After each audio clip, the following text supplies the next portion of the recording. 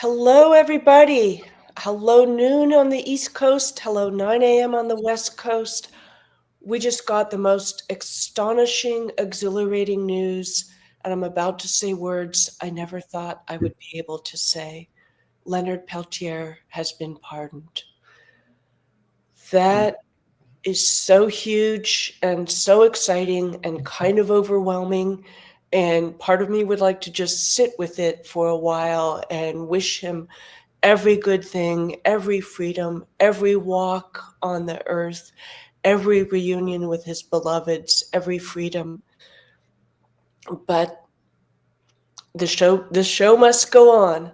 Thank you, Sabrina Cartan, who's hosting this. I'll tell you more about her in a bit. I'm just so excited to be here with the most amazing people I could think of, all of whom said yes.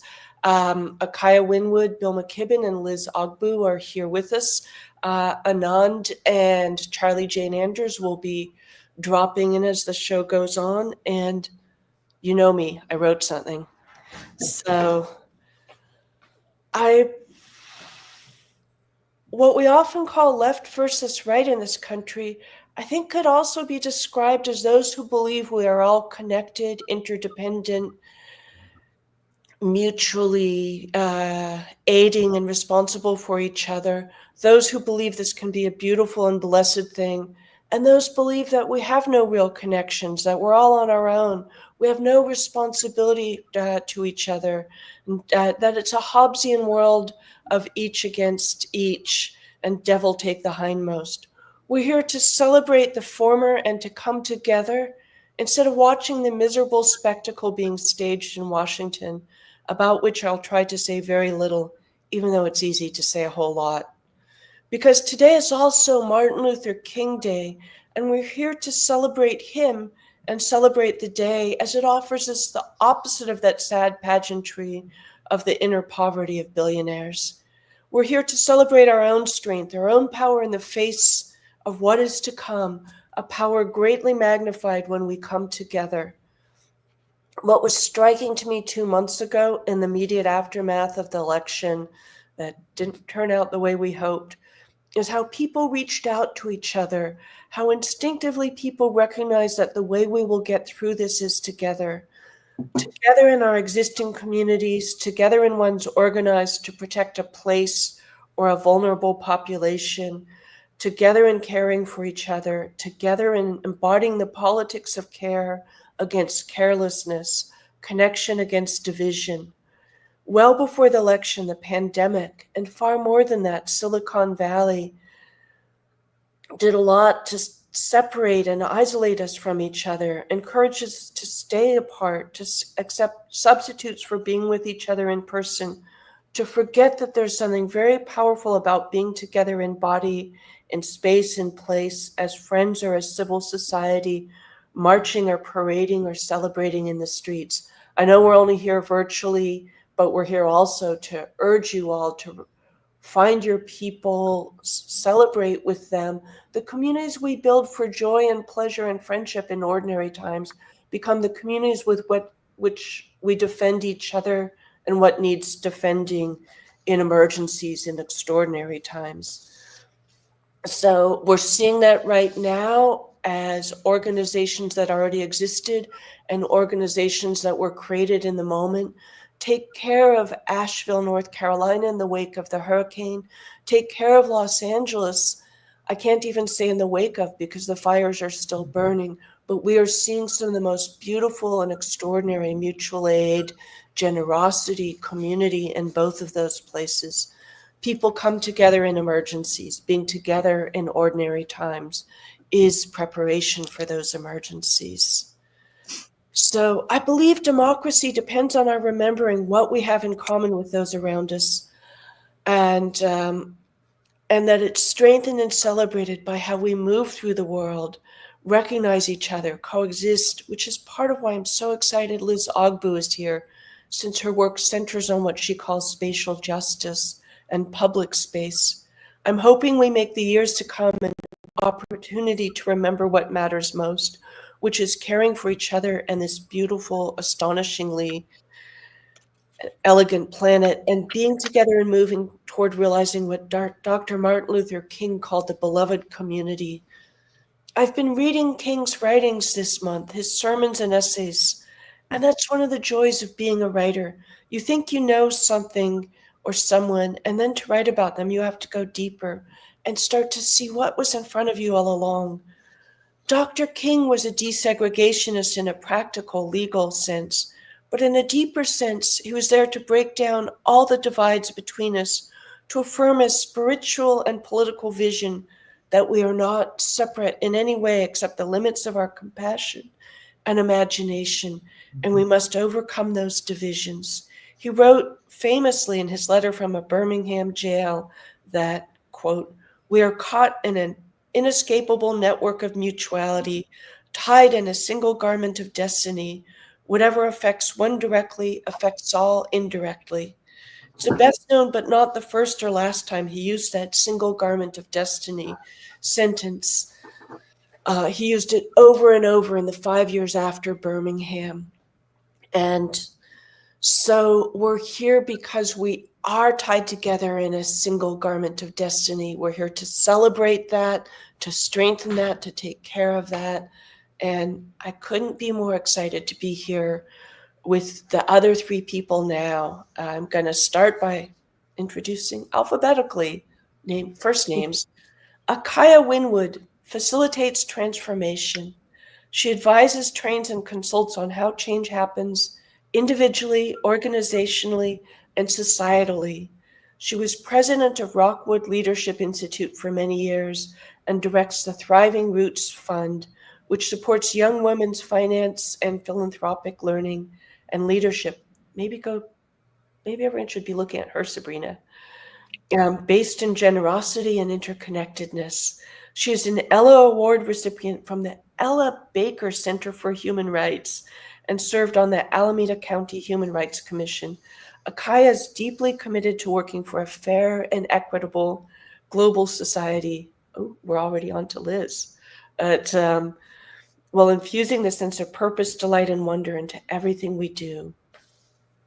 So now, Liz, a designer, spatial justice activist, and grief worker, Liz Ogbu is an expert on engaging and transforming unjust urban environments.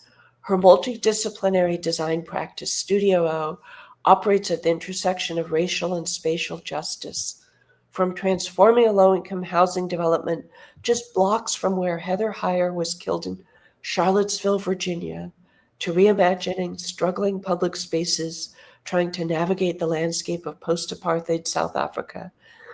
Liz works with communities to leverage the power of design to catalyze community healing and foster environments that support people's capacity to thrive.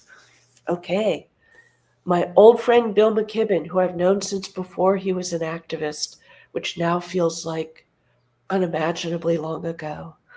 Bill McKibben is founder of Third Act, which organizes people over the age of 60 for action on climate and justice. And incidentally, Akaya and I are both on its board.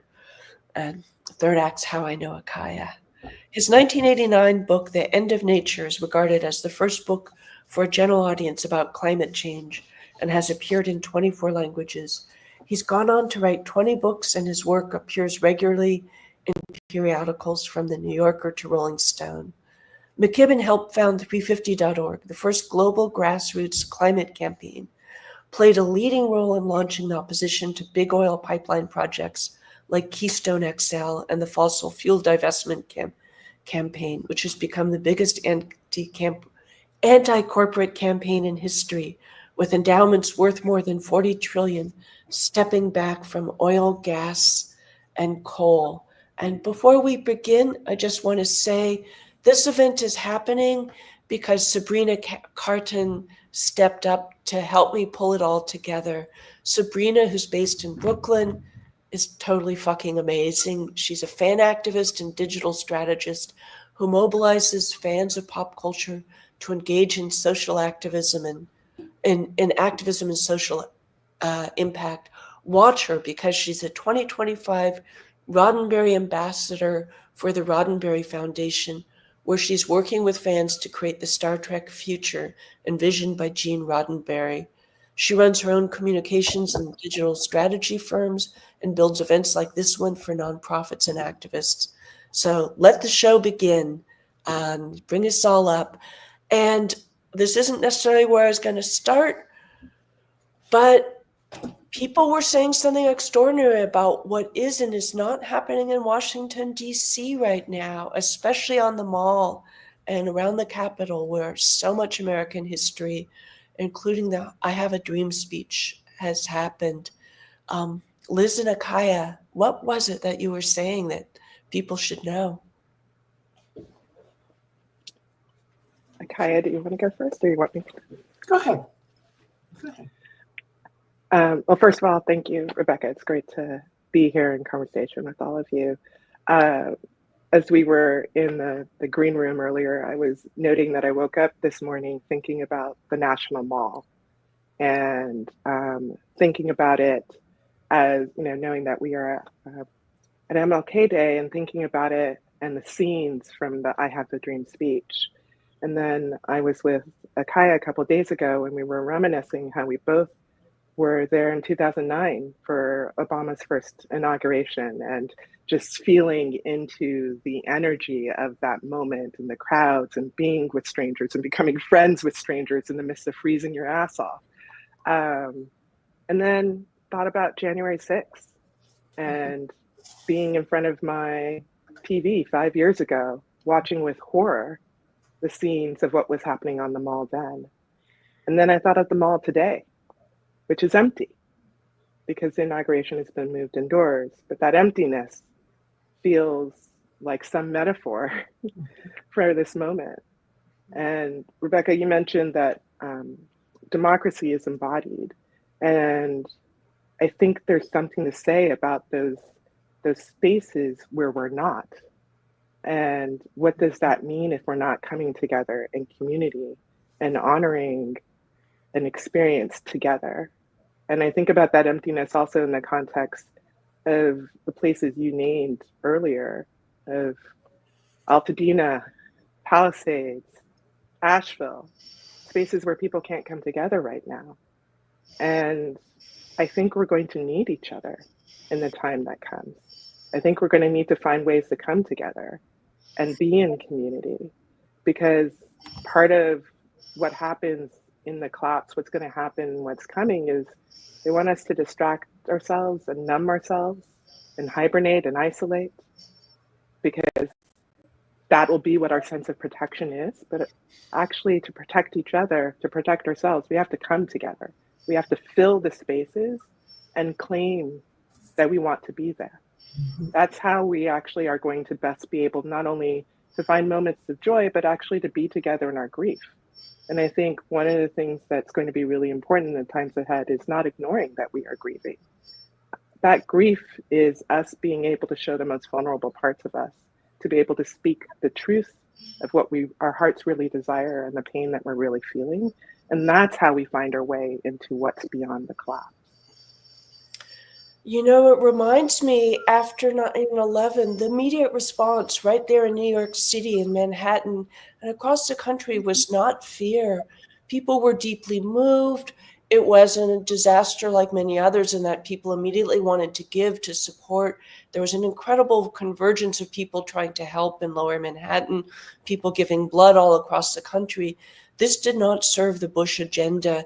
And they worked very hard at telling us to go home, to fear each other, to rat out our neighbors, to go shopping, to really turn us back into fearful consumers from brave citizens, because the first enemy the Bush administration had to conquer after 9/11 was the American public. And they did succeed to some extent. And I think you remind us also that with the grief, that whatever devastation people feel today, at the heart of it is care. It's because you care about this country, you care about this planet, you care about the climate, you care about our immigrant and trans and queer populations, you care about what's going to be harmed. And so even in that pain, sadness, grief, and fear is an underlying strength, the strength to love. And I want to never forget that at the root of these difficult feelings. Mhm. Akaya, but I know I jumped in because I got all inspired by Liz, but what were you going to say about that empty mall and this day? And I'm actually not going to talk about that empty mall so much as I want to talk about the importance of joy and hope, right? Fear is one of the basic mechanisms by which these systems of toxic hierarchy and oppression, when we're afraid, what happens? Our limbic systems begin to go into hyperactivity. We tend to want to get in a corner and cover up and peek out, from very small parts. I maintain that holding on to joy and hope in these kinds of times is deeply transgressive. They're the path out of the prison of fear. Now, I'm not disrespecting anybody who is afraid at all, because there's part of me that's afraid too. But I watch that part of me and I can see, it's in relationship to the messages I get out there, or it's going to be a terrible thing. And I work really hard, and it's a practice. I want to actually emphasize the importance of practicing joy and practicing hope and practicing community, because those are the ways through. And during the pandemic, I watched as the rituals of coming together in person just dissipated, right?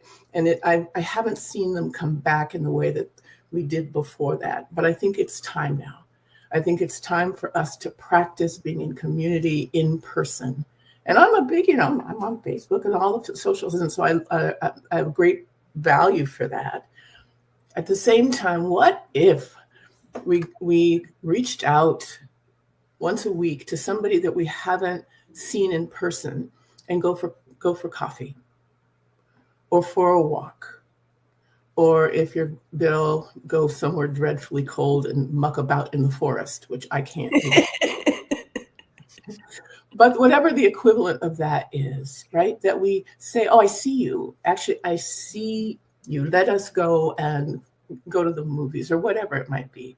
I think it's time for us to come back to the practice of engaging each other in person as much as we do via this kind of vehicle. Let us be brave and reach out.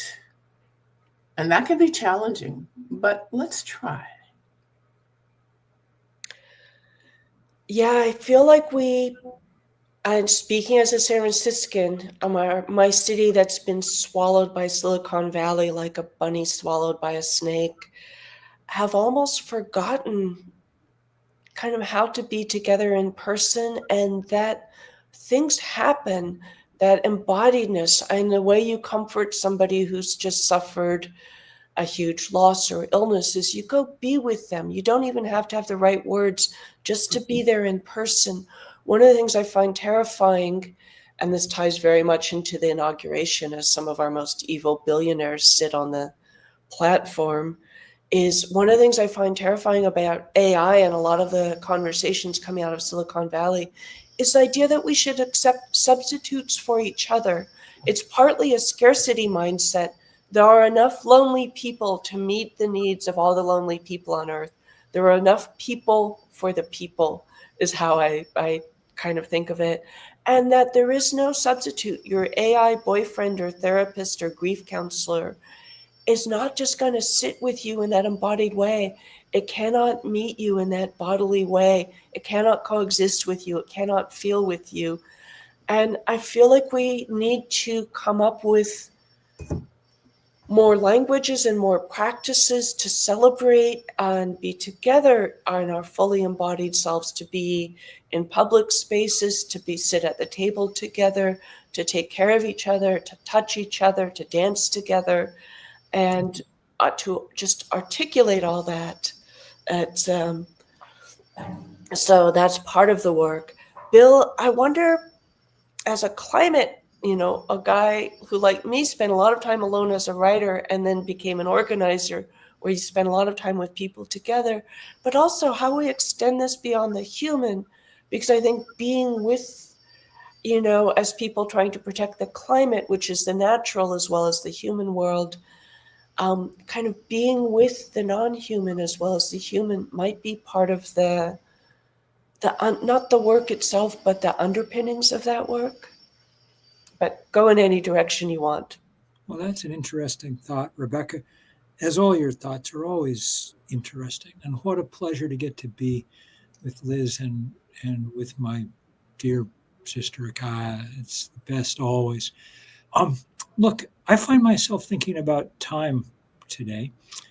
And I think it's because in some ways I'm very scared. I'm a sometimes a fearful person anyway. And, and the prospect of another 4 years of this, 1,400 days of it, seems like a very long time, especially since it's in those 4 or 5 years that the climate scientists tell us we have to do most of the work to cut our emissions dramatically and move to renewable energy and things. But I try to think about time in other ways a little bit. Last week would have been Dr. King's 95th birthday. And when we reach December this year, I think, if I'm correct, we'll be celebrating the 70th anniversary of the beginning of the Montgomery bus boycott. Mm-hmm. December 1st. Which is a remarkable moment,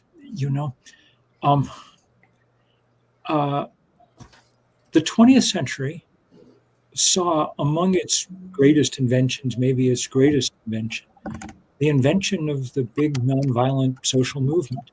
It hasn't really been with us a very long time. And it was people on the fringes of power who figured out how to build it. Gandhi in India, and Gandhi's model was very important to Dr. King and to many of the people who informed his early work, which, remember, he was making it up entirely as he went along. He was a 25-year-old pastor at a small congregation, doing his best to kind of keep up with this sudden tide of history. Their insight that large numbers of us, when we join together, could stand up to the power of the few but the mighty, is an extremely important thing to hold on to now. The mightier have never been more mighty, certainly never been richer, but they also are weak in profound ways. You can see how weak they are by the kind of crazy, grotesque pantomime of the last few weeks, when all the billionaires have been trying to prove that that they're really Trump guys all along, and so on and so forth. I completely endorse the idea that we have a lot of work to do talking with each other and building those connections and stuff. And I also think, and I'm hopeful, that we have a lot of work to do as mass movements in the time ahead as well. And I'm reminded by the example of Gandhi and of Dr. King that those don't always flow as directly and easily as we want. There was a 10 or 15-year gap in the middle of Gandhi's organizing when he basically just stopped and said, we're going to have to do a lot more education here to prepare ourselves for the steps we want to take. There were 4 or 5 very, very difficult years in the middle of the civil rights movement when it appeared that they were, what now seems inevitable, seemed at the time unlikely. And people were losing more battles than they were winning. I'll just say, my guess is that in the 4 years ahead, one of the ways we do mass organizing that's going to be effective is if we can figure out how to use it in certain ways to turn down the temperature instead of turn it up. And I don't just mean the temperature of the planet, I mean the emotional and political temperature of the country we live in. Mm-hmm. Trump and his ilk are masters of anger and hate. Mm-hmm. So we need to figure out some ways to be masters of other things. And in the climate movement, what I think that means is the extraordinary possibility we have to be making the case over the next couple of years that we can and indeed must turn off fossil fuel and turn to the sun. It's technically doable, and the question is whether it's politically doable. And the good news is that extraordinary number of people, when we poll people, love the idea of clean energy, and that gives us something to build with. All of this is just my small way of saying, circle the fall equinox on your calendar, September 20th, 21st, and don't plan too much there, because we're going to be doing some kind of big national, global day of action around the idea that we really could now turn to the sun for what we need. Rebecca, can I jump in here real quick? Because, Bill, you know, what you said, got to turn down the heat in some ways of the rhetoric and all that sort of stuff. I've been thinking a lot lately about the importance of tenderness. Like, what if we were tender with one another and we weren't looking for critique, and we were not thinking, oh, well, who's the smartest one in the room? And how can I show them that? Because often, for those of us on the left side of things, we use critique and as a way of setting up, oh, I'm better than. And what if we stopped doing that? What if we actually said, hey, you know what? We disagree here. We don't see things in the same way. And isn't that a gift? So I might be a little pissed off sometimes, and that's true. But what if we gave each other the benefit of the doubt in the next few years and said, you know what? You're my fam. Like Bill and I call each other brother and sister. We don't agree all the time. I'm still working on him, but other than that, but it's a gift when we don't agree. So what if we made a commitment to ourselves in community of, okay, I'm going to take a deep breath and I'm going to refuse to give up on you, and I refuse to give up on us, and that we do this in the context of tenderness. I've been thinking. I'm sorry, Rebecca, I'm going to jump in. I'd love to build on that, because I think, you know, the thing that is interesting to me is I feel like we actually have muscle memory that we don't always acknowledge. And so I was just thinking back to right after the election, also in the early days of the pandemic, when we actually did display a tremendous amount of tenderness to one another. We sort of recognized that people were hurting or that they were struggling. We reached out and we called. And so it's almost like we're calling what that was like, the feeling to reach out to someone or have someone reach out to you, or to give you grace and extend grace to yourself. And so it's like digging into those feelings again.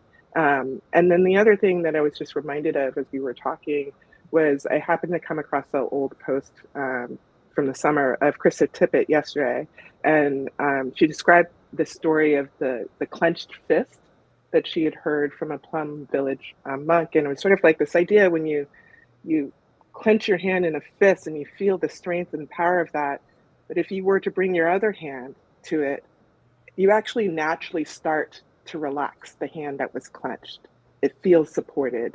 And I think that that's something that we're going to need to bring into this moment, is that we may be angry, we may be hurting, but actually if we do come together in a way that acknowledges both the hurts, the anger, but also the love and the joy, that we might actually find our way into some other more positive, more generous and generative space that we can be in this moment together. And then the last thing I'll say, just going back to what Bill was saying about time, I want to also invite us to, you know, sometimes it is helpful to have these smaller units of time that we're thinking of, because it makes what might seem impossible seem a little bit easier to accomplish. But I want to also invite us not to limit ourselves to just like getting past the next 4 years. I think that some of these things, when we schedule them in political cycles, is part of how we have ended up in this doom scroll loop, right? Because it never allows us to do the full dreaming that we need to do. It's not about the next 4 years. It's about our lifetimes, about our children's lifetimes, about our grandchildren's lifetimes. And so, how do we want to be in that moment? Not just how do we need to mobilize so we can get another Democrat in the White House? Like, that's not going to solve many of the issues that we are both fearful about or care about or want to see. And so, I just want to encourage us to hold a longer time cycle simultaneously to whatever activism and organizing we're going to do about the next 4 years. Hey, everybody. I had a classic urban experience. My neighbors are jackhammering where I was, and so I just moved to the other end of my long, skinny apartment for the sake of the sound. And while I was doing that, Charlie Jane Anders showed up, and I was so excited she would join us. First of all, I knew she would have really exciting hair, and I feel validated in that.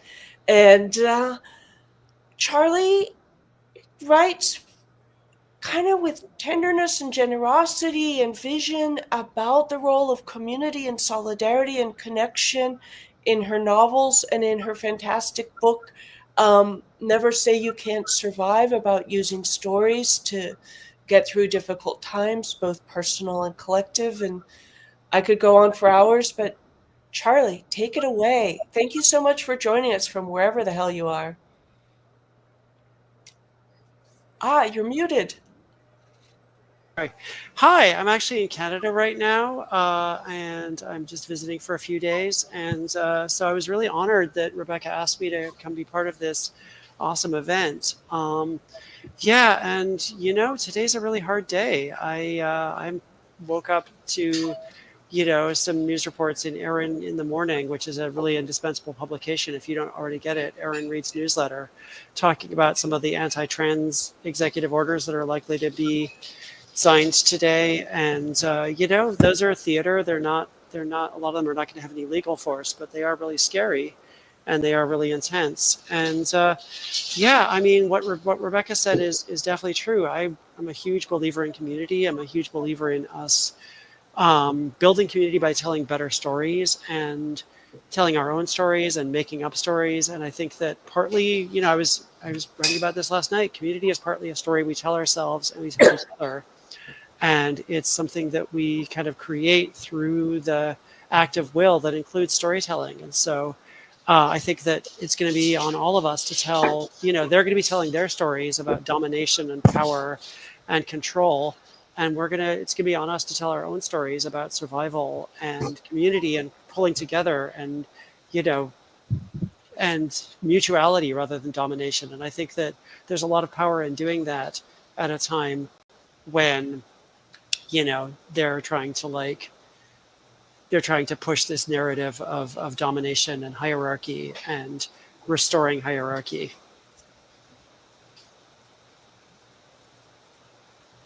Rebecca, Oh, I'm there we go. There we go. Charlie Jane, I want to read back to you your own words because I found them so exciting from your newsletter, which everyone should subscribe to. Maybe somebody can put the link in the comments. You wrote, so when I say that community gives me hope, I'm not only talking about mutual aid, sharing resources and ideas, lifting each other up and creating spaces for people to thrive. Though I am absolutely talking about these things which are vital and essential. But another huge reason I love community is because it helps us build a consensus reality, something that is sometimes dismissed as filter bubbles, but is actually a powerful form of organizing and rallying. I wonder if you could say a little bit more about that. Yeah, I mean, I was kind of partly responding to this idea that, like, if we don't spend all our time in dialogue with the people who hate us and want to destroy us, that we're leaving the public sphere, or, you know, we need to be on X, or we need to be on Threads or on Meta, talking to the people who hate us, because that's where the real conversation is.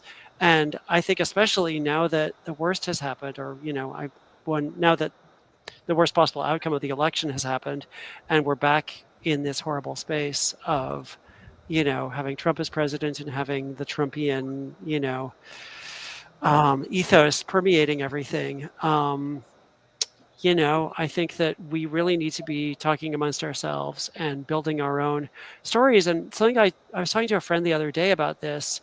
I think that what happens especially during these periods where things kind of get, you know, where things swing back towards tight control and conservative domination and all of that.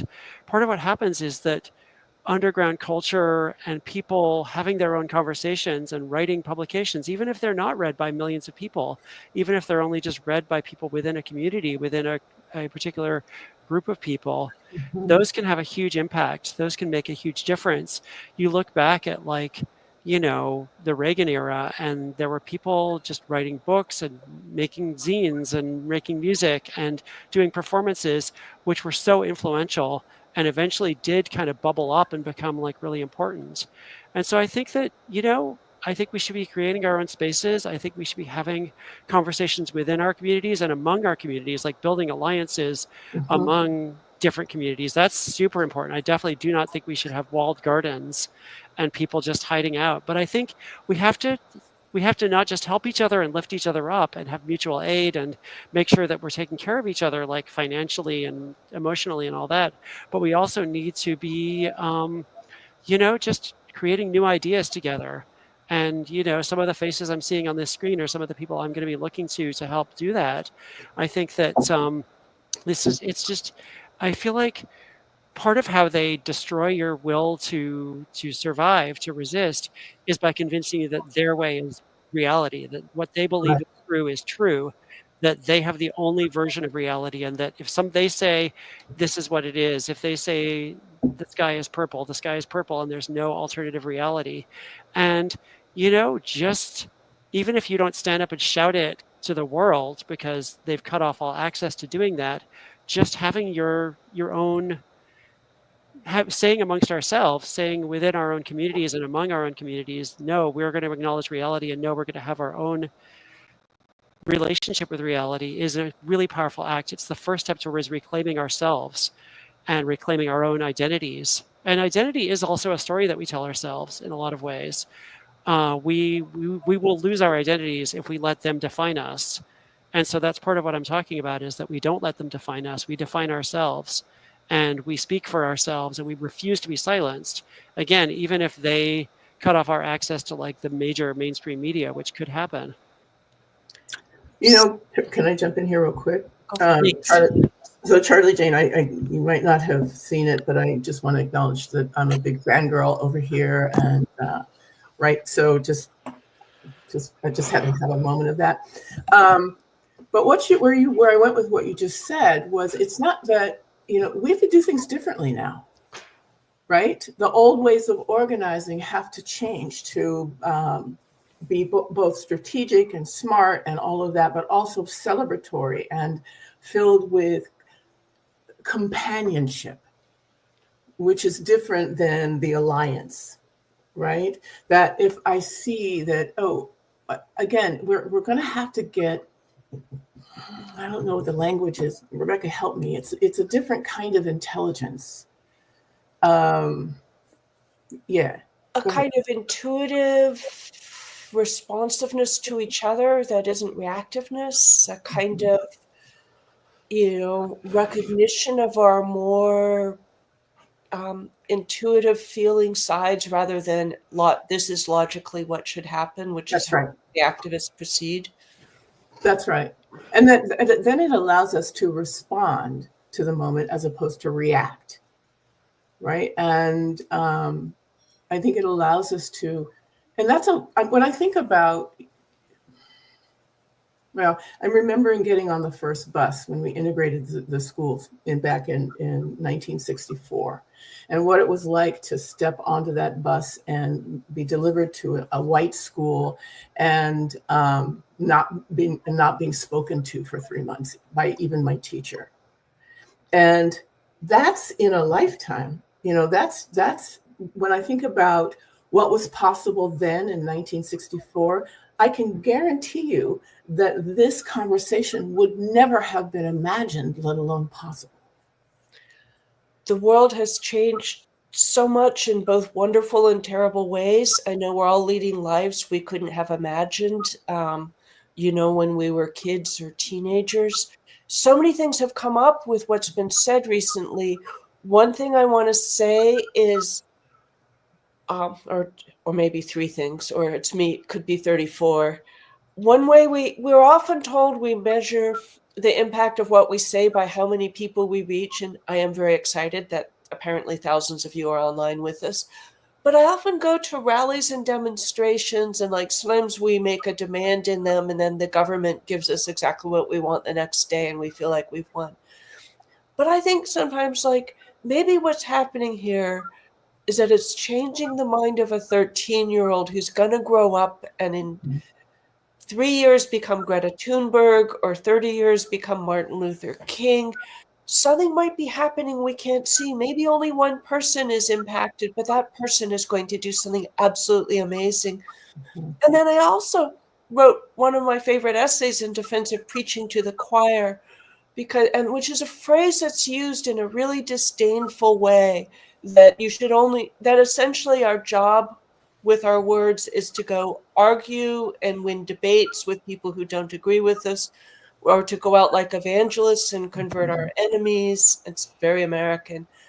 And I think what's contained in preaching to the choir is, why do people go to church? The choir gets to sing, everyone listens, the preacher gets to preach, and everyone gets to gossip on the church steps. We could substitute synagogue, mosque, temple, pagan gathering in the forest for it. But people are there to get together and connect to each other in person, and a lot can happen. And a lot happens in our conversations, and this might be a better version of what Akaya was saying. And again, there's a very transactional use of language, which is, you need to know this one thing and you need to do this one thing.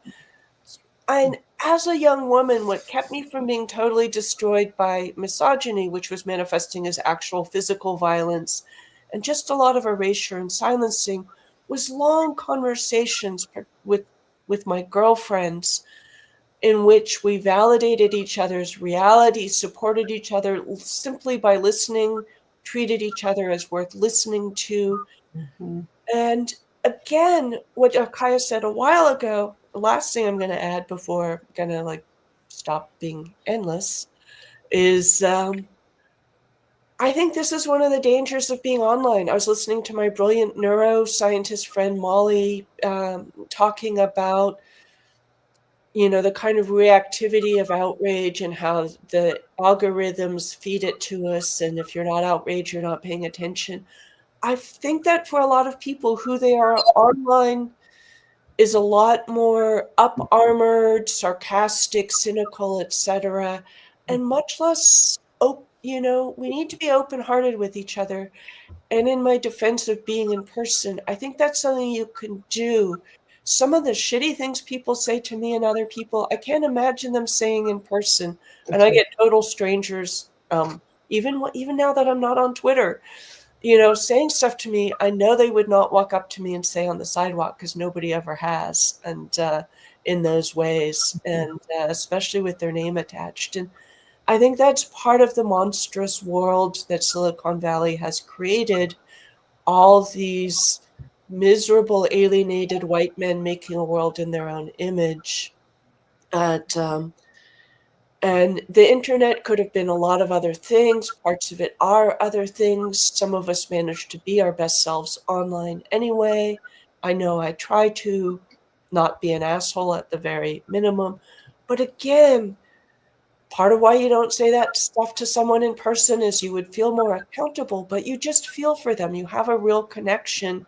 Then you hear these accounts about trolls being hunted down and exposed, and they're like, oh, that wasn't my real self. I didn't really mean that. I would never say that, except that they just spent 3 months, sexually harassing underage girls, or, engaging in horrific racism, or joining transphobic, attack groups or whatever. So again, I think maybe this era that's dawning, and I think Leonard Peltier being freed,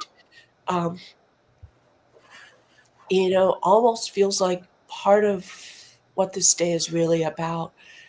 He's going to get to be in person with nature itself, which I know he deeply missed, maybe have a garden, which I know he wanted, and just with all his people and places. maybe this day, which is the end of the Biden era and the beginning of that other thing, is also the beginning of a kind of new commitment to be open-hearted, to be in person, to reach out and connect. It's something I hope we do. And I think it's also part of climate action. It's less consumption. In a world where we don't need to consume so much, we don't need to produce so much. We can slow down and be with each other.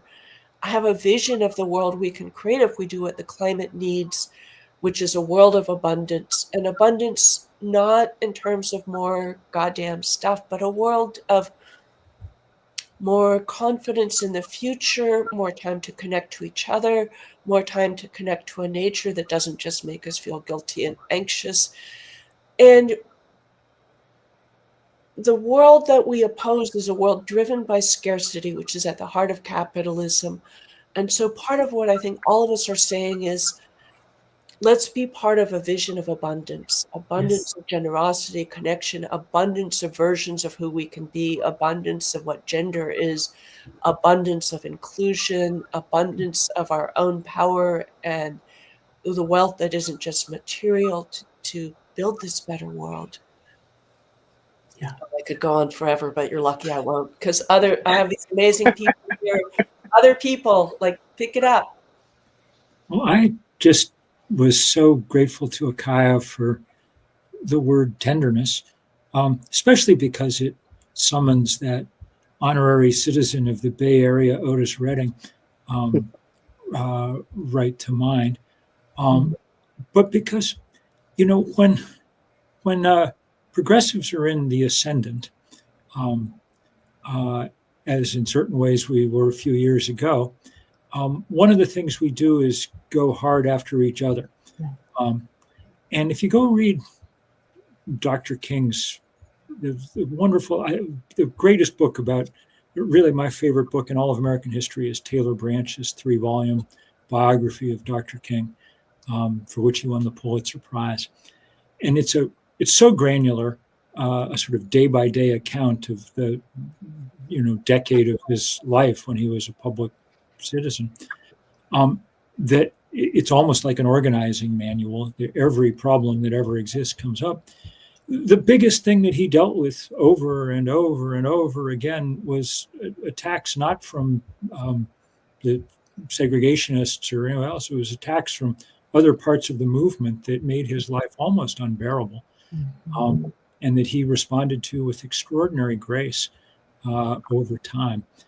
And I think that that's actually a really important lesson for us to take on as we organize. We're going to be doing, as I say, a lot of mass organizing this year around renewable energy, because I think it's the single most important step we can be taking right now to make people's lives better and to change the outcome of the overheating of the planet.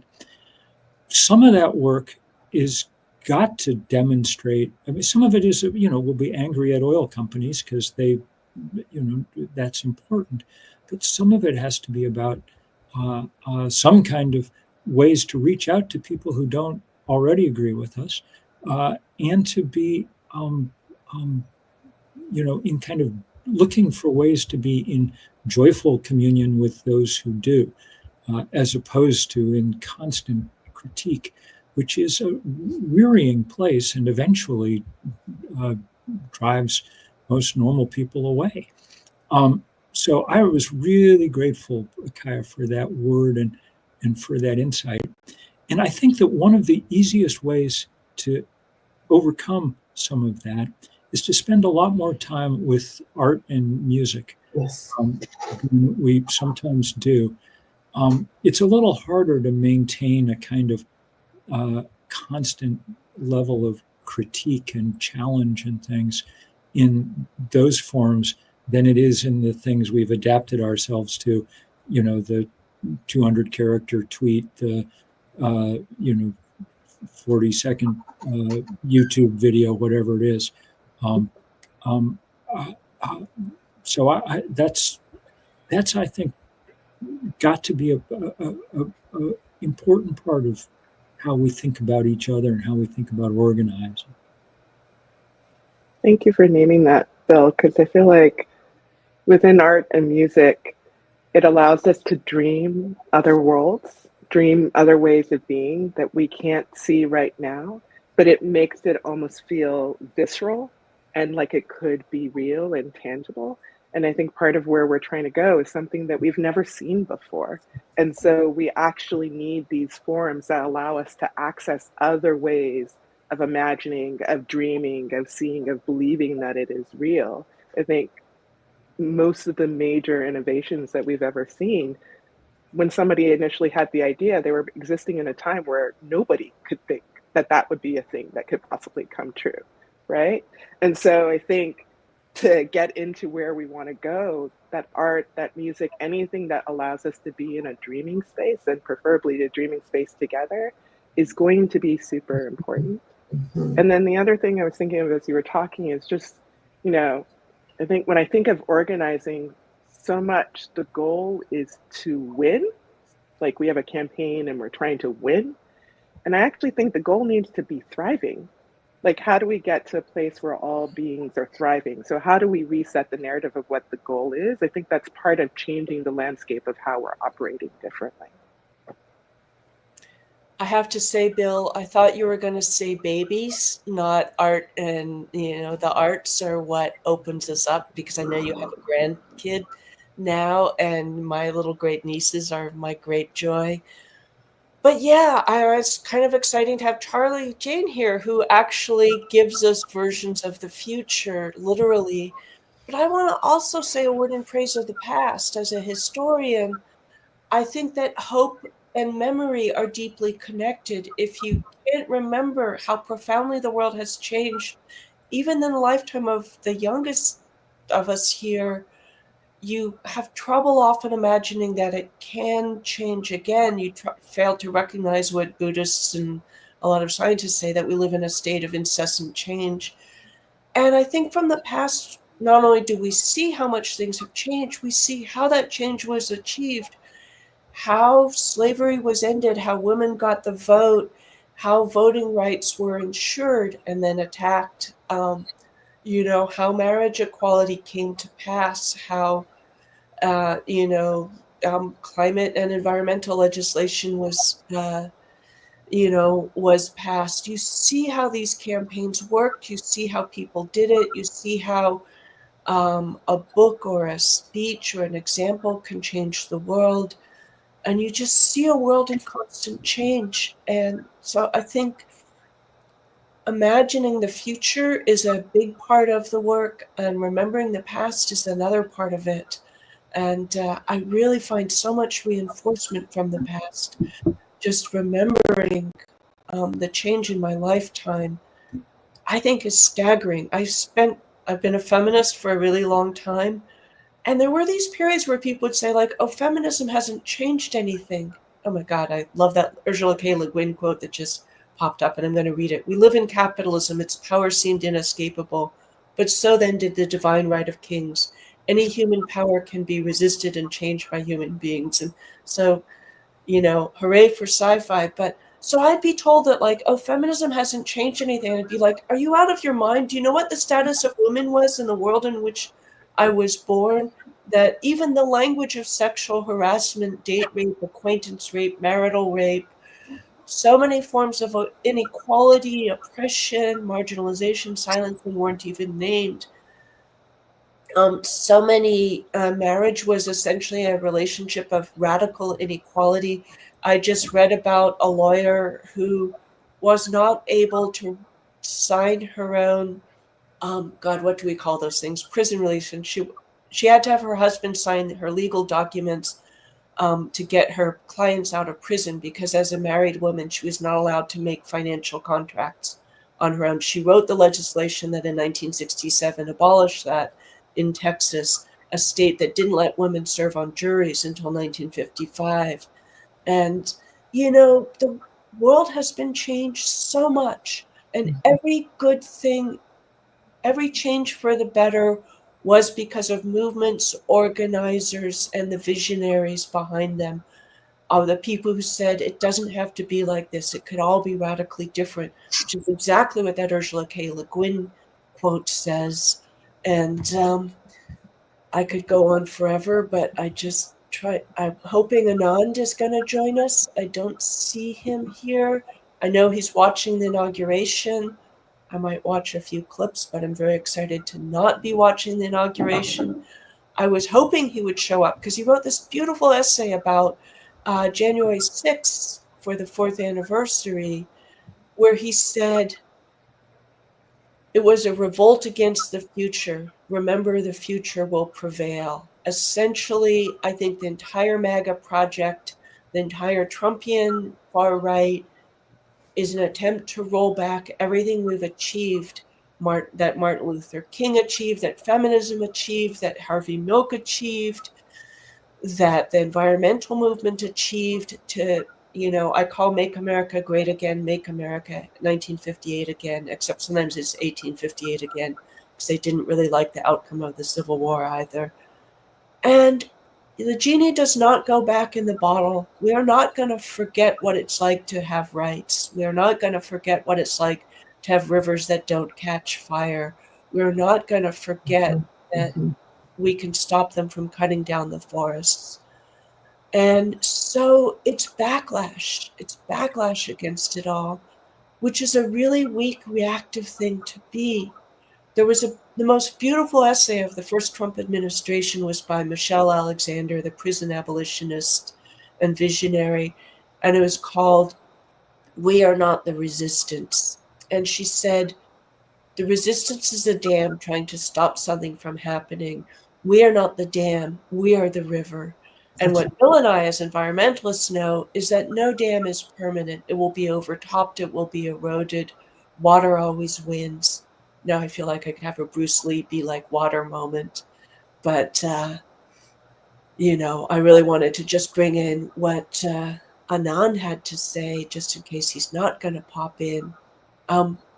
Charlie Jane, go for it. Unmute yourself too. Yeah, I just wanted to say really quickly, I love everything that y'all just said, and I love whoever brought up art and music a little while ago, and just using art and also writing, I think, like storytelling, like I said earlier. But I just wanted to say really quickly, I think that I'm a huge believer in the power of like silliness and frivolity and ridiculousness, especially at times when they want us to be in a state of just constantly freaked out. They want us to be in crisis mode. They want us to be just constantly reacting to the latest outrageous thing that they've said or done, many of which will never come to pass. A lot of which will just be something that we freak out about for 36 hours and then it's never talked about again. But some of which will be real, and we're going to have to fight it, and we're going to have to keep fighting, and we're going to get exhausted. I'm already exhausted. I'm sorry. I'm sorry to admit that, but I'm already exhausted. I'm already just like, I'm feeling just like, I don't think I got a 4-year break between Trump terms. I feel like it's just been nonstop. But I feel like art, like silliness and frivolity are really important, especially now.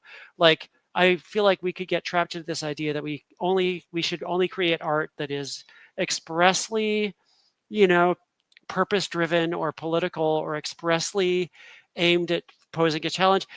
Silliness is a huge challenge to fascists. They cannot deal with that. They cannot deal with something that is just making everything ridiculous and making a mockery and just like having fun. They see us having fun and they cannot deal with it. They lose their minds. But I'm not even saying we should do it because of how they'll react, because I can't control or predict how horrible people are going to react to anything I do. But it sustains me, it sustains my community, it sustains my friends. And it reminds us that we're alive and that we are capable of surprising ourselves. Like, if I can surprise myself, that I feel like I am alive in the world. And that, who knows what I'm going to do tomorrow, because I didn't expect to be doing what I was doing today in a good way. So I feel like we should hold on to that and just create the most ridiculous. Lately, like, I just spend a lot of time on Tumblr looking at like beautiful pictures of Captain Kirk and Mr. Spock as lesbians who are in love. And that's just a thing that I do a lot. And I feel like that's the energy I really need now. Oh, Charlie Jane, thank you so much for that. I have to go check that out. I'm not on, but never mind. But this thing about play, let us play together. And it's like, go out and do silly things, right? And let's deliberately do that. Laugh, engage. I'll tell you what, the last thing, as I think about, my work has been in leadership all these years. Young folks are not looking at old, raggedy, been in the work forever and I'm exhausted and can't. They're not looking at us and going, yeah, we want to join that. They're wanting to say, let's bring imagination in, not just vision, but what can we imagine here? How can we laugh and work? How can we engage in ways that are not just strategic? And so this notion of being fully human is essential as we move through these next years together. I often say that some of my greatest teachers are my nieces and nephews who have like the most amazing trickster energy. And it's also because they come into things without expecting that they're supposed to be a certain way. They just play and explore and discover. And I think part of finding our way into whatever is beyond this, that is different, that is not built on what we've known before, though bearing in mind that remembering the past is super important, is being willing to be in that sense of play, that sense of discovery, that little kids are some of our greatest teachers in helping us understand that way to be. Oh my gosh, so many things to say, and this is exactly the conversation I hoped we would have. And yeah, I think in a sense, resistance, a word we worked to death during the first Trump administration, can also mean just not being co-opted, being the opposite of them. Where they're cruel, we can be tender. Where they're joyless and humorless, we can clown around and goof off and be funny. Funny being, I think, a very serious business of being able to see the gap between what things are and what they're supposed to be, and just really continue to celebrate. And what I said as soon as it became clear that Kamala Harris had not won the election was, they want us to feel defeated and powerless, and uh, don't give it to them. And so I think something that's been said in a number of different ways that might be worth saying again is, we saw lots of people just organize the resistance after the 2016 election and kind of get to work. We haven't seen anything quite like that. Some of the things like Indivisible already exist to do exactly that work, so they don't need to be organized. But I think people also immediately felt, we need to go deeper. We need to reground ourselves in who we are, who we need to be, who we want to be, who we want to be with. We're going to see something subtler and more complicated this time around. And let me see if I can get to it. The great poet Robin Cost Lewis posted last night, let us all resist the need to be first, right, smart, or liked, and instead stay close to each other, humble and true and devoted in our love. Let's be something beyond power. Let's be a force power has no idea how to see.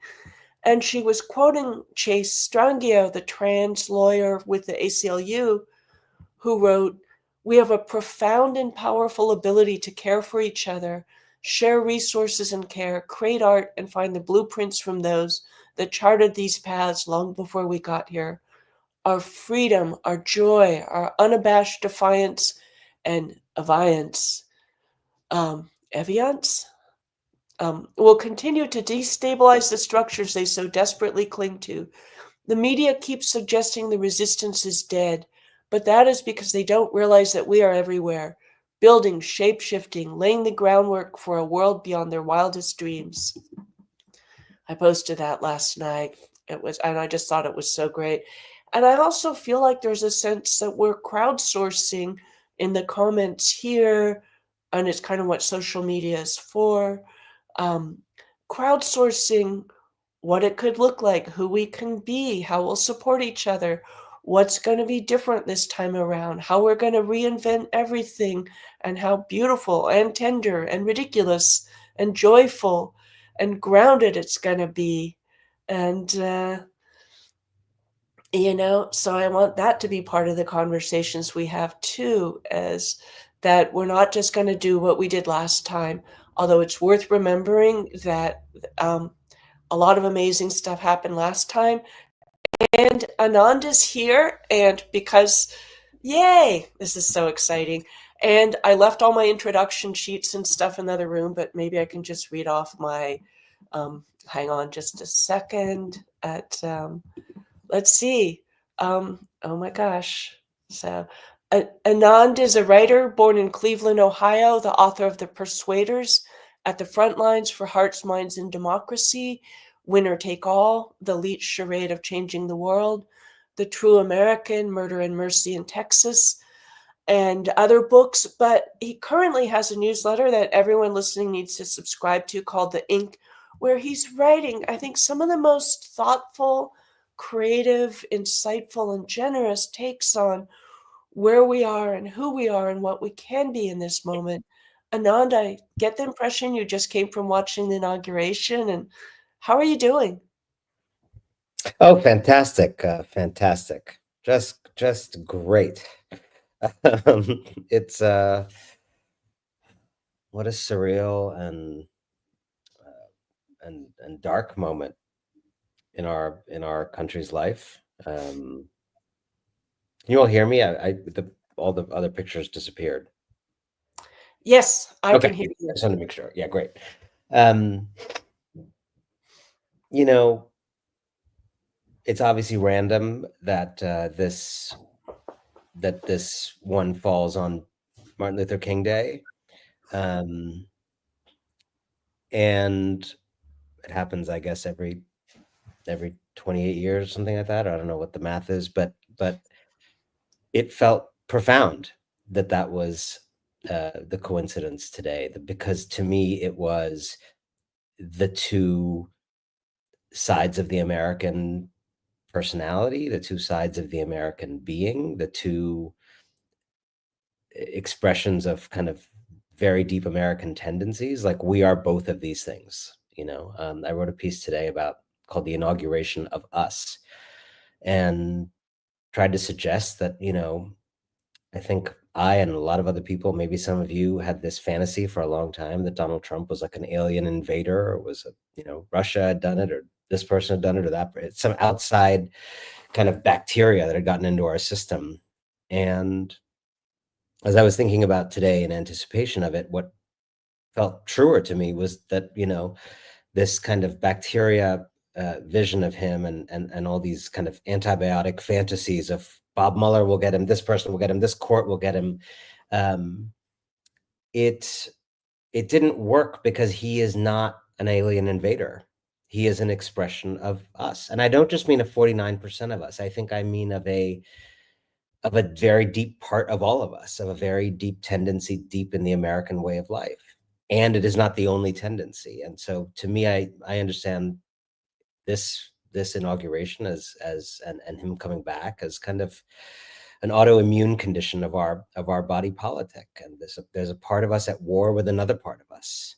And it's not, to me, it's not a sectional conflict. It is an intracellular conflict. I think we all have in us the capacity to be cruel and miserly and ungenerous and circle the wagons and be afraid of other people. And we all have the opposite tendency. And what it just felt like watching that was on Dr. King Day, which is such an expression of the generous tendency in American life, the other tendency eclipsing it. And I think I'll say in closing, what I'm coming to grips with is, I think that is happening not because he is such a singular figure. It is an expression of the health in which we have all left this society. And he is a boil on the body politic, but he's not the story is not that. The story is the body politic. The story is the condition of the media, of the economy, of our institutions, of our ways of treating each other. Everything, virtually everything has to have gone wayward for this day to come. And literally the last sentence is, although as depressing as that might sound, that to me is the optimism. This gives us work to do. If dethroning him is the only thing that, then what are we going to do? If in fact hundreds of millions of transactions in this country every day have contributed to a society that is unhealthy at every level, we all have a tremendous amount of work to do at every phase of American life to create conditions where this kind of barbarism is impossible again.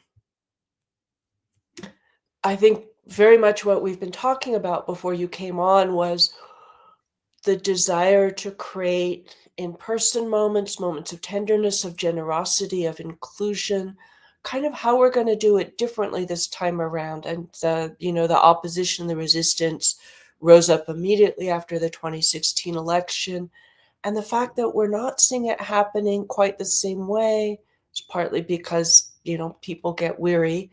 But also, I think the sense that this time around, it has to be something deeper and maybe more caring in a deeper sense, and opposing them maybe by being the opposite of them rather than being their opponent. And so it's going to be interesting, and it's going to call on everything we've got. And I'm actually kind of excited for it, even though I know my heart's going to break over and over as I see so many things I care about, so many people I care about, so many places I care about under attack. I believe we have everything we need, right? It's not like it's not here. I mean, we have everything we need to make sure that every child goes to bed with a full belly. We have everything we need to use the sun for our energy. We have everything we need. What we're lacking is political will. And this moment I think is essential.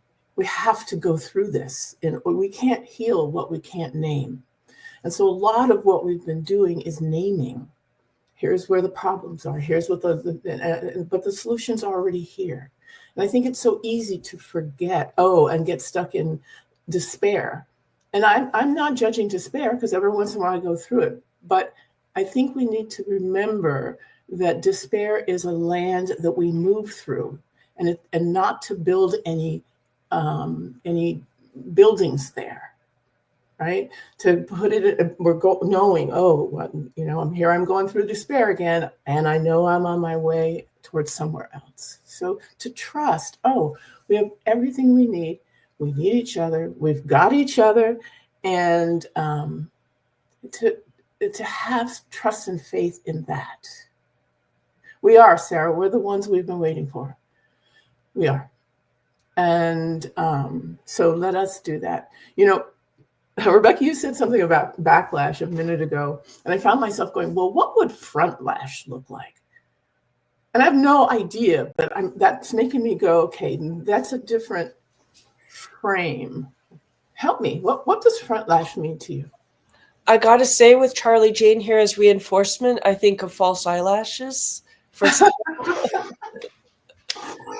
So, and I really think it's just, if we were going to have a song for this show, it would be my favorite gospel song, Ain't Gonna Let Nobody Steal My Joy.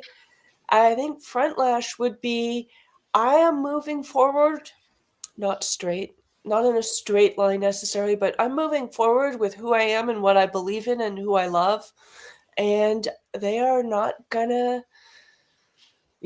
they're not gonna stop me. I like to say a lot, climate doomerism and climate despair, that I respect despair as an emotion, but please don't confuse it with an analysis. I see something happen a lot where people feel, I can't be hopeful and heartbroken. And the most hopeful people, I think, are the most heartbroken. And, heartbreak, despair are emotions. Hope is a commitment to the future. As Mariam Kaba reminds us, hope is a discipline I think we're going to need to practice a lot. That isn't going to mean sitting home and feeling positive. It's going to mean this is worth doing because I believe we can win. This is worth doing because I don't know what the outcome will be, but it is the way I want to live, and I want to do it with these people. And we're so goal oriented in this culture. I actually had somebody after a climate talk ask me why she should do something when she didn't know the outcome, what the outcome would be, re climate action. And I was like, well, if that was the framework, nobody would ever go on a date or have kids or try anything, because our entire life is a wild experiment full of unpredictable outcomes, many of them more wonderful than we could possibly imagine. And for me, as being here with the 6 of you, with Sabrina managing it backstages, and so yeah, hope is a discipline, and I like that discipline. My friend Sam calls me the Hope Lady. I have borrowed Jesse Jackson's Keep Hope Alive, and I am here to do that for the rest of my life, never mind the next 4 years. And it is 10:16 here. It's mid-afternoon over there. Maybe if you all have closing thoughts, we could start winding this up.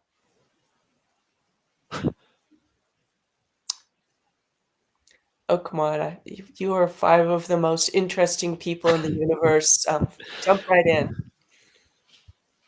See you at the equinox. We're going to do what we can to build out big movements in the places where we can find some wedges and some leverage, and that'll be fun. And we'll do it in the spirit that we've been describing today. This is a fearful, hard time. Something in America has come to an end. I think the kind of the kind of arc that stretches back to FDR in certain ways has come to an end, but that means we're in a new arc now, and we will figure out how to make it as best we can. And it might be a cup we wish we could have passed. And we worked hard last year to try and see if we couldn't have a different outcome here.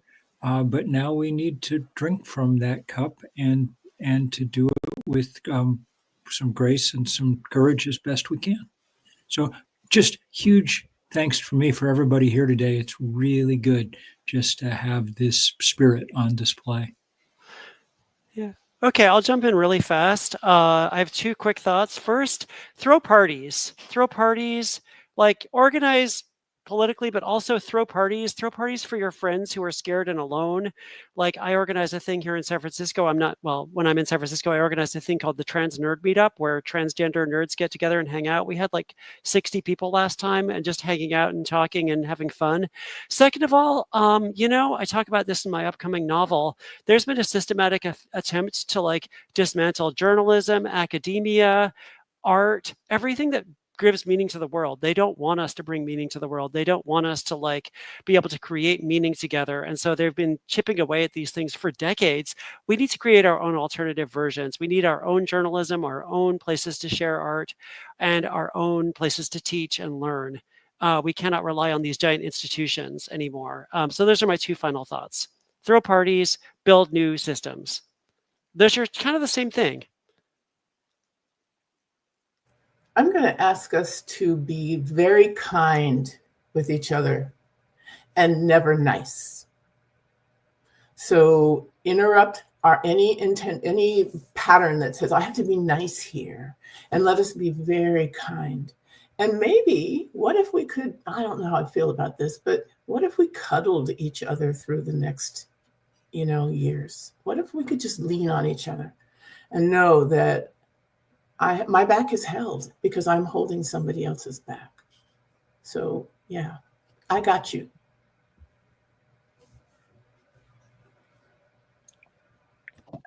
Rebecca, you're on mute. I was inspired by the hope is a discipline, because I often talk about thinking of all the different things that we need to be a little bit more disciplined about. I think having fun is a discipline, right? Healing is a discipline. Communing with one another is a discipline. tending to one another is a discipline. And so I just invite us not to treat these as like throwaway things that we do every once in a while, but we need to be committed to it. Dreaming is a discipline. We need to be committed to dreaming. And I was at the Winona LaDuke, the great Indigenous activist, there was a line that came to me, and I'm totally going to butcher it, but she says that every time we plant a seed, it's as if we're giving a sacred prayer that sacred beings are on their way.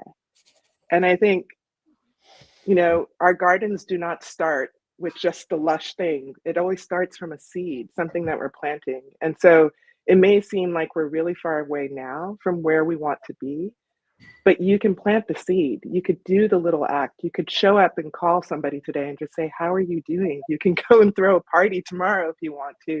You can take a moment to be with your grief if you want to. Those little acts, if we continue tending to them, that's what brings the lush garden that allows us to be in that future that we want to be in. So just a reminder to plant your seed and know that it is a prayer. Anand? Yeah, sorry, I dropped off for a second. Three final thoughts from me. I think, you know, I have been trying to practice since election day, the discipline of just being more radically honest with myself. And I'm a writer. I pride myself on always being honest. That's sort of what we do. But, you know, there are things that we sometimes don't even let ourselves see because it's inconvenient. You know, there were things about President Biden's capacity that I chose not to see because I didn't want to hurt the wrong team. You know, there were things around, frankly, the blandness of Kamala Harris's campaign that I didn't even want to notice for myself because the other thing was worse. And so in this time when I think we can be fearlessly truthful, I would say that I think a lot of our progressive movements have confused being right for being popular. And I think we've lost our grip on normie America. And I don't think it needs to be that way. I think our ideas, our values, the people we want to protect and defend, there's absolutely no reason that we should be dismissible as a movement of academics or a movement of out of touch people, but we have allowed ourselves to be dismissed as un-American, not in the center of this country's life. And we've allowed a bunch of billionaires and a bunch of, you know, people who wouldn't know the Constitution if it fell on them, to sort of claim the center of Americanness. And I think we need to really fight for that territory, not allow ourselves to be defined as on the edge. Second, I will say, just I watched the whole ceremony just now and the speech, and I don't know if any of you saw it. What was really striking, you've probably seen the news, the president has done an insane flurry of executive actions today, right? Now, none of them are my flavor of policy. I mean, I literally despise every single one of them. However, it turns out a president has a lot of legal authority to do some pretty significant things. Kind of a shame that whenever Democrats win that office, there's no first day flurry of action of equally dramatic, immediately tangible things, right? So I think we need to kind of think about not just long range, beautiful legislation, things like that, but how do you act and show action and make it, right? We can't have a situation where the only people willing to act dramatically are MAGA, are these people, are these extremists. Otherwise, action for good, you know, if it's always just like these long-term promises, I think it's never going to compete with the immediacy they offer. And then to Charlie's point about parties, I think it's so important to be simple-minded here and say, you win because your movement is more attractive than their movement, because it's more fun to be in. And we have lost our way on this if we're being honest. Again, in the spirit of radical honesty. Somehow, this barbaric movement of closure and exclusion and book bans and persecution of women, somehow that movement has allowed itself to have a vibe of a party and a vibe of openness, even though that vibe has nothing to do with what it actually stands for and what it'll actually do for people. And somehow the progressive platform, which is actually the most inclusive platform in history in terms of what people actually want to do, has allowed itself to feel closed, difficult to access. My last book, The Persuaders, I talked to a lot of deep progressive activist movement leaders who were like, one of them said to me, our movement is like a prison. You have to, the last door has to close behind you for the next one to open, right? Instead of being open to all and inviting to all. And so I think, the idea of parties is both literally and metaphorically important, because we just need people to want to come in and want to be part of what we're selling. And again, it can sound depressing, or it's hopeful. There's actually a lot of things to do, and there's a laundry list for, and it's not about one guy. It is really, really, really not about one guy. There is stuff to do for all of us at all levels and phases of this society.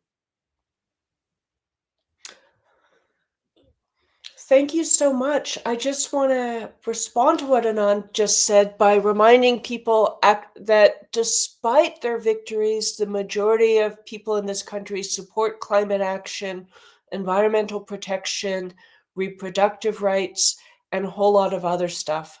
Authoritarianism needs to be authoritarian because it's a minority power. It doesn't have popular support. And, it needs to suppress the public. It fears the public, which we kind of are. And so remembering our strength, remembering what we have in common, remembering our power, remembering our hope, remembering our dance tunes and our kitchen skills, I think is part of what we'll be bringing forward into this wild, unpredictable moment. And by unpredictable, I mean the future does not exist. It's being made in the present. They have some power to make it. We have a hell of a lot of power to make it. And I am so honored to be here with all of you. Sabrina, I would love it if you would pop up and show your beautiful face. So let's make the future together, and let's keep hope alive, and let's stay connected. To be continued. Thank you, everybody. Thank you so much. Thank you. Thank you, Rebecca. Thank you. All Thank right. you.